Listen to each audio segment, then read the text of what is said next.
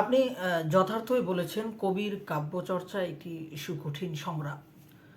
আমাদের কাব্যচর্চায়, কবি হিসেবে আমাদের কাব্যচর্চায় অবশ্যই সুখানুভূতিও রয়েছে, দুঃখের অনুভূতিও রয়েছে। সত্যি বলতে কি, কাব্যচর্চায় সুখের স্পর্শটা ঠিক তখন যখন আপনি দেখবেন যে আপনার কবিতা মানুষের মুখে মুখে রচে গিয়েছে। হয়তো আপনি জানেন না, আপনারই কোনো আত্মীয় স্বজন হয়তো আপনার কবিতা টেক্সট করে অন্য কারো ওর সাথে কোনো সম্পর্কে জড়িয়ে যাচ্ছে অথবা প্রেমের প্রস্তাব দিচ্ছে। যেমন আমার একটা অভিজ্ঞতার কথা বলি, যে আমি দেখলাম আমার এক আত্মীয় আমার একটা কবিতার লাইন একজন ফেসবুকে স্ট্যাটাস দিয়েছে। যেমন, ফকিরের ভাঙা থালায় যদি 2 টাকা দিতে পারিস, তাহলে প্রেমিকের ভাঙা মারে 2 ফোঁটা ভালোবাসা দে। তো তখন আমার এক ধরনের সুখানুভূতি তৈরি হয়েছে। অথবা একজন মফস্বল থেকে একজন কবি আমাকে ফোন দিয়ে বললেন যে তার এই লাইনটা খুবই ভালো লেগেছে, যে মফস্বল মন আমার ছলনা শেখেনি কোনো কালে। তো এই যে পাঠকের হৃদয় ছুঁয়ে যেতে পারে এবং পাঠকের কাছ থেকে যখন আপনি সেটা জানতে পারবেন, তখনই আসলে কবিতার যে ভালো লাগা আমরা আমরা সেটা বলতে পারি। এবং আরেকটা বিষয় আমরা দেখি যে আমি এখনও নিজের ভেতরে সত্যটাকে পুরোপুরি ধরতে পারলাম না। যদি কবিতার আম, আহ, আহ, অপূর্ণতা দেখি, তখন আমার কাছে সেটা মনে হয়। এবং কখনো কেন এটা অনুভব করি যে আম, এইটুকু ঠিক হয়েছে আমার কবিতায়, এইটুকু হয়তো পাঠকের মনোযোগ আকর্ষণ করতে পারবে অথবা এইটুকু পারবে না, তখন এক ধরনের সুখানুভূতি হয়। আর দুঃখানুভূতি বলতে হচ্ছে কি, একজন লেখক লেখার সাথে প্রায় দুঃখ জড়িয়ে থাকে। যেমন আপনি এটা লেখা দিলেন, হয়তো সাহিত্য সম্পাদক অথবা অন্য কেউ আপনার লেখাটাকে সমালোচনা করলো, আপনারও মনে হচ্ছে যে না, সে আসলেই যথার্থ সমালোচনা করেছে, কবিতার উপর আপনি আসলে যথার্থ সময় দিতে পারেনি কবিতাটির উপর, যার ফলে আপনি প্রথম এক লেখায় হয়তো প্রকাশের জন্য দিয়ে দিয়েছেন, কিন্তু সেই আপনি যদি বালিশের তলে 1 সপ্তাহ 2 সপ্তাহ অথবা 3 সপ্তাহ রেখে দিতেন, তাহলে সেটি হয়তো আরও সুন্দর লেখা হতো। অর্থাৎ আমি যা লিখেছি তার চেয়ে না লিখে থাকাটাই মনে হয় ভালো ছিল। কারণ শব্দ অনেক সময় সত্যকে ছোট করে ফেলে। আবার কখন মনে হয় যে আমি কেবল শব্দ সাজাচ্ছি, কিন্তু যেটা আমি চেয়েছিলাম তা আসলে লিখতে পারিনি। ওই ধরনের সমালোচনার পর সেটা আসলে মনে হয়, তখন তাকে মনে হয় আসলে এক ধরনের দুঃখানুভূতি। এমনকি আমার কাছে মনে হচ্ছে যে আত্মসমালোচনাটা আমাকে পোড়ায়, তবে শেষ পর্যন্ত একটা কাব্যচর্চার যে কেন্দ্র আমাকে প্রদক্ষিণ করতে হয়, সেই কেন্দ্র প্রদক্ষিণ করে আমি শেষ পর্যন্ত এটাই জানি যে আসলে আমি হয়তো সন্তুষ্ট নয় পুরোপুরি, আর সম্ভবত কখনো আমার কবিতা লিখে সন্তুষ্ট হব না। আর এই সন্তোষই হয়তো, অসন্তুষ্টই হয়তো আমাকে পরবর্তী কবিতাটা লিখতে শেখায়। তো সে কারণে আসলে আমরা একের পর এক কবিতা লিখে যাই। তাই অবশেষে বলতে হয়, কবিতার সুখ আছে কিন্তু তা ক্ষণিকের, কবিতার দুঃখ আছে তা স্থায়ী। আর এই দুঃখকেই আমি বহন করি, চাই সেটা বিরহ হোক, বেদনা হোক অথবা কষ্টানুভূতি হোক, যা নিজের সীমাবদ্ধের মাধ্যমে স্বীকার করি এবং তা পাঠকের মাঝে ছড়িয়ে দিতে চাই। কারণ কবিরাই তো বলেছেন যে আসলে আমাদের সবচেয়ে মধুরতম গানগুলো সেই বিরহের গান, যা আমাদের কানে সব সময় বাজে।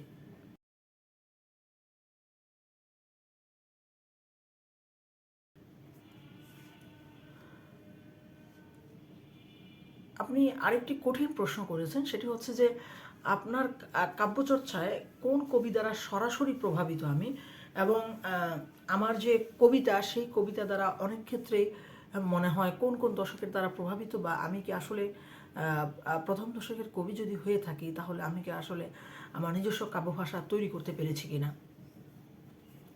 আসলে বিষয়টা এরকম যে এই ধরনের প্রশ্নের উত্তরে আমি আসলে একটু সতর্ক থাকার চেষ্টা করি। কারণ কবিতায় প্রভাব থাকা স্বাভাবিক, একজন কবি তার পূর্ববর্তী কবিদের দ্বারা প্রভাবিত হবেন, এটা খুবই একটি স্বাভাবিক বিষয়। কিন্তু আমার কাব্যচর্চায় কিছু কবি নিঃসন্দেহে ছায়ার মতো রয়েছেন। আমি এটাকে সরাসরি অনুকরণ বলবো না, আমি বলবো যে হয়তো সেই সব কবিদের অভিজ্ঞতার প্রতিধ্বনি আমার কবিতার মাঝে থাকে। যেমন আমি একটা কবিতা লিখেছিলাম যে প্রেমহীন স্মৃতি, এখানে চিত্রকল্প এবং যে আবেগের যে বহিঃপ্রকাশ এবং ছন্দের যে ব্যবহার, তা অনেকটাই আল মাহমুদীয় ঘরানার হয়ে গেছে। আবার এখানে যে নৈশব্দের ডাক অথবা অথবা প্রকৃতির যে বন্দনা বা প্রশংসা, সেটা অনেক ক্ষেত্রে জীবন দাসের মতো হয়েছে। অথবা আমি একটা কবিতা লিখেছি এরকম যে হাসিনাহু বা পতিত ফ্যাসিবাদ এর পতন নিয়ে। তো সেখানে যেভাবে কথা বলেছিলাম যে আবেগময় যে অভিঘাত সেগুলো অনেকটাই হচ্ছে নজরুলের আঘাতের মতো, কিন্তু ততটা শক্তিশালী নয়। তো এখন যদি আমাকে প্রশ্ন করা হয় যে আসলে আপনার কবিতায় আমরা যদি সরাসরি অনুকরণ না ধরে বলি যে আপনি কার দ্বারা প্রভাবিত, তখন আমি বলবো যে অনেক ক্ষেত্রে কিন্তু সুকান্তেরও বক্তব্য রয়েছে। যেমন তারপর অনবরত লাথি মারা হবে স্বদেশ প্রেমের পাশায়, হায় স্বদেশ প্রেম একবার নেরিকুত্তার মতো কাই কাই কর। এই যে বিদ্রুপের অভিঘাত, সেটা আপনি বলতে পারেন যে রফিক আজাদের মতো। অথবা একটু আগে যেটা বলেছিলাম যে কি জানি আমরা সরাবান তহুরা ভেবে প্রেমের পেয়ালা চুমুক দেই। অথবা সেই সেই তার মাঝে পরিযায়ী মন পাবে, তার মাঝে পরিযায়ী মন পাবে ভালোবাসার সুখ। এই যে লাইনগুলো, এটা আবার আল মাহমুদীয়। তাহলে আমি নিজে কিভাবে কাব্যভাষা তৈরি করার সৃষ্টি করেছি? আমি চেয়েছি কবিতায় কোনো ধরনের অযথা দুর্বোধ্যতা সৃষ্টি না করতে। কবিতা আলো আধারে থাকতে পারে, কিন্তু অযথা দুর্বোধ্যতা সৃষ্টি করা এবং ভাবের পারম্পর্যহীনতা থাকা, উল্লম্ফন থাকা।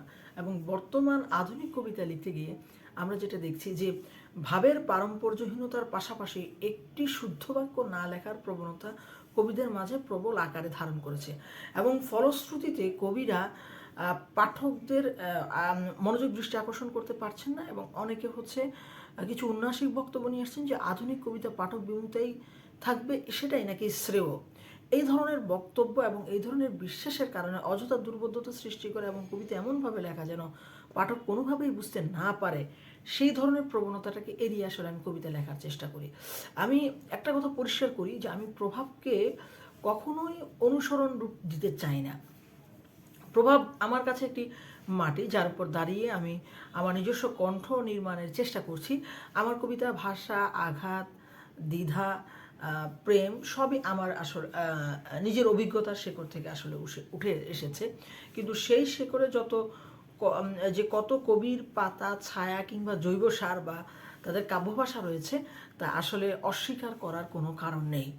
তাই এক কথায় যদি বলি তাহলে বলতে হয় যে নিজস্ব সংগ্রাম, খোঁজ আর অস্বস্তি এগুলি আসলে আমার ভাষাকে আলাদা পথে নিয়ে যায়, এবং আমি এখানে চেষ্টা করছি যে অন্তত পক্ষে বাংলা সাহিত্যে ভাগা সাহিত্য রচনা না করার জন্য, এবং পৃথিবীর যে কোনো দেশ থেকে পড়ে যেন একজন মানুষ বুঝতে পারে যে একজন বাঙালি কবি, বাংলাদেশি কবি তার কবিতা লিখছেন, এবং যেখানে রোমান, ইতালীয়, গ্রিক এবং পশ্চিমা সভ্যতার যে মিথে এক ধরনের ভাগার করার প্রবণতা, সেই প্রবণতা নেই, এবং হচ্ছে মা মাটি মানুষকে অন্তত পক্ষে দূর থেকে দূর অভিঘাতের মাধ্যমে বা দৃষ্টির মাধ্যমে অবলোকন করা যাবে, অথবা প্রত্যক্ষভাবে তা অবলোকন করা যাবে, সেই ধরনের কবিতা আসলে আমি লেখার চেষ্টা করছি। এই কারণে হয়তো আমার কবিতা আপনি দেখবেন যে ভালোবাসা না পেয়ে জিওল মাছের মতো কেউ কাতরায়, ডাঙায় ওঠা জিওল মাছের মতো কাতরায়, অথবা আপনি দেখবেন যে মেয়ে তুমি মাছি মারো না, মন খুন করো, এই টাইপের কবিতা। অথবা আপনি দেখবেন যে হুমকি দিয়ে বলছি ধাতব পাখিকে যে শান্তি পাওয়া যায় না শোনো কারো জীবন নিয়ে, এই টাইপের বক্তব্যগুলো আসলে আমি দেওয়ার চেষ্টা করেছি। এবং আমি আরও চেষ্টা করেছি যে কবিতাকে সহজবোধ্য করার, যেন পাঠক আমার কবিতা পড়ে বিরক্ত না হয়।